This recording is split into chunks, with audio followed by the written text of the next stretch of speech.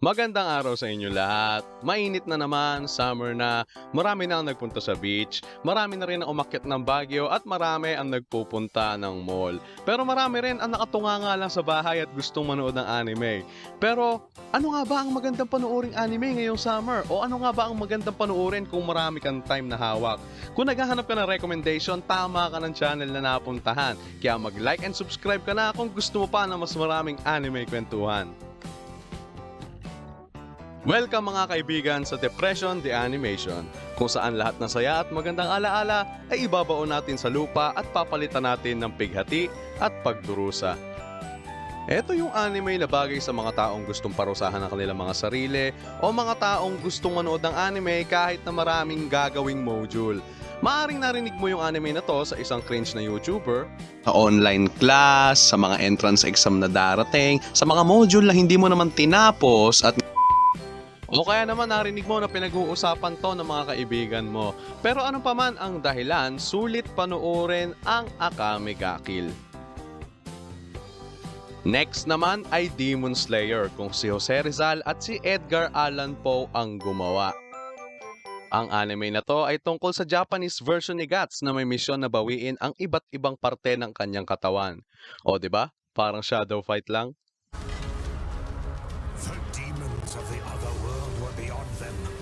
They rushed upon me, tearing my flesh, draining my soul, turning me into a shadow. Ang susunod naman na anime ay ang Gundam Waifu Gacha 2077 Shippuden.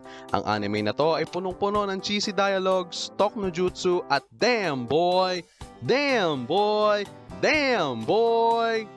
Sabi nila, kaya lang naman sikat ang Date I Live dahil sa mga waifus. Yes, ang sole purpose ng anime ay waifu at wala nang iba pa. Imagine nagsama-sama sa isang pelikula si Catherine Bernardo, Liza Soberano, Nadine Lustre, Kailin Alcantara at Gabby Garcia. Sa isang pelikula, pero director ng Suicide Squad yung gagawa. Imagine kung gaano kagulo yung pelikula, pero ikukonsume pa rin siya ng tao dahil top tier celebrities ang mga gaganap. Ganon na ganon din ang Date A Live. Kung kaastigan ng opening, animation at aesthetics, hindi magpapatalo ang Noragami. Hindi siya time-consuming dahil hindi naman ganon kahaba yung series at hindi rin ganon ka-complex yung story, kaya pwede mo siyang panoorin kasama ang lolo mo at magigets niya yung nangyayari. Pwera na lang kung Lolo, nanonood ako ng anime. Gusto mo bang manood? Ano ka ba naman, Apo? Nanonood ka na naman ng mga kengkoy na inject. paano na lang kung si Fubuki at Saitama ay nag-Netflix and chill at pinakita ni Fubuki ang kanyang meow meow daddy side. After 9 months, makukuha mo si Kageyama. Si Kageyama. Shit, bro. After 9 months, makukuha mo si Shikio Kageyama ng Mob Psycho 100.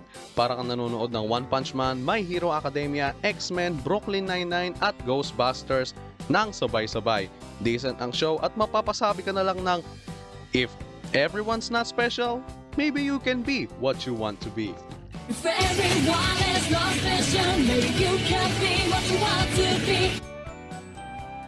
Siguro sawa ka na sa mga samurai anime. Kaya bakit di mo itry ang anime about pest control na may samurai pa din?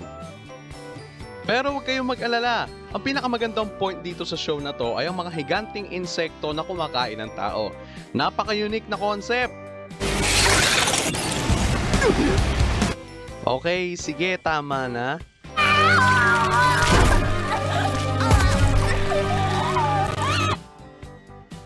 Oo na, tama na sabi eh. Hay nako, ang cute talaga ni Aoi Yuki. Ano pa kaya yung iba niyang roles? ああ、神よ。貴様を切り刻んで豚の餌にでもしてやるとクソったれの神に我らが戦場は不似合いだ。今こそ神の仕事を肩代わりしてやろうではないか。我ら将兵のあるうちは我々が神にとって変わるのだ。傲慢な神とやらを失業させてやれ。 Okay, sige. Understandable. Have a nice day. Welcome mga kaibigan sa World War I in Another World. Ito yung klase ng isekai na walang harem, walang slow life, at walang pahinga. Quality anime at non-stop cruelty, I mean action ang mayroon sa anime na to. And not to mention, Myth and Royd ang kumanta ng opening at confirm na rin ang Season 2.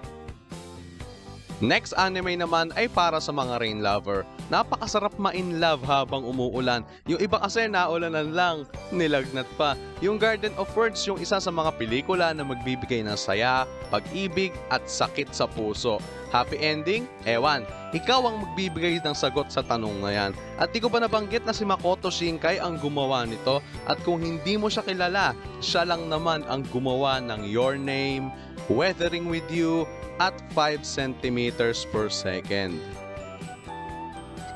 Speaking of masterpiece, sunod naman ay ang hidden gem ng 2021, To Your Eternity, mula sa makulay na isip ni Yoshitoki Oima, na siya ring gumawa ng A Silent Voice. Ang anime na to ay parang pagkain na sa handaan na madalas mong hindi pinapansin, pero nung matikman mo ay masarap pala. Pero minsan para siyang espada, sibat at pana na tutusok na lang sa puso mo at mapapasabi ka na lang ng bakit ko ba ito pinapanood. Kaya siguradong dapat maghanda ka ng tissue dahil siguradong babaha ng luha dyan sa kwarto mo. Last but not the least, Oreimo or My Little Sister Can't Be This Cute. Kung hindi mo pa napapanood ang anime na to, magpasalamat ka. Tumawa ka at i-enjoy mo ang buhay mo. At kung napanood mo na ang anime na to, sabay-sabay tayong magpatingin sa doktor. I mean, panoorin mo to. Bro, matapos mo kong sabihan ng iba't ibang masasakit na salita, gusto mo na sagutin kita? No way! At kung sa tingin mo yun na yung pinakamalala, ay, nagkakamali ka. Panoorin mo to. エロゲな話でしょ。現実でやったらそんなの気持ち悪いだけじゃん。気持ち悪くない恋愛なんかエロゲにも現実にもどこにもねえ。よく聞けよ君の。どこにも行くな。俺と結婚してくれ。 What the